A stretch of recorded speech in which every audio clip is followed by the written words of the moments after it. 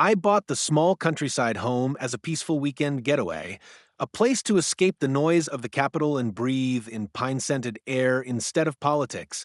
Tucked at the edge of a growing lakeside subdivision, the cabin stood proudly on private land, fully fenced and gated. It was my sanctuary until the HOA decided otherwise.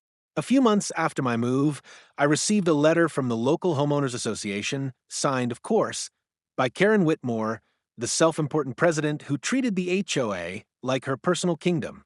The letter demanded that I remove the front gate, claiming it violated the community's open access aesthetic.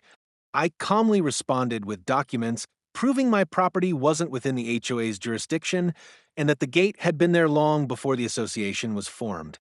I also made it clear that as a matter of privacy and security, I wasn't removing anything.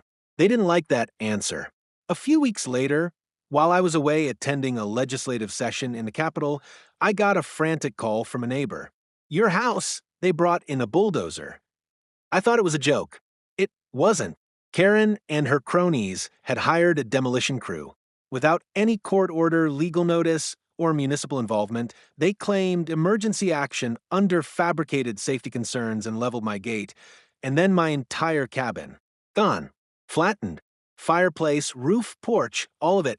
I drove straight from the Senate chamber to what was now a pile of wood and shattered windows.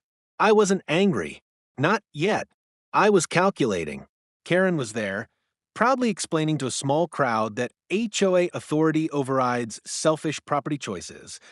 That's when I stepped out of the car, still in my state senator's suit and tie. "Karen Whitmore," I said calmly, "do you know who I am?" She scoffed, "Another disgruntled resident. I'm Senator James Wallace. You bulldozed the private residence of the elected legislator who writes the laws your HOA must follow." She froze. The fallout was instant. A formal state investigation was launched the next day. Karen was charged with destruction of property, trespassing, and conspiracy. The HOA board was dissolved. The demolition crew is now facing civil litigation. And I got more support from constituents than I ever imagined. Some even offered to rebuild my home for free. But I decided on something better.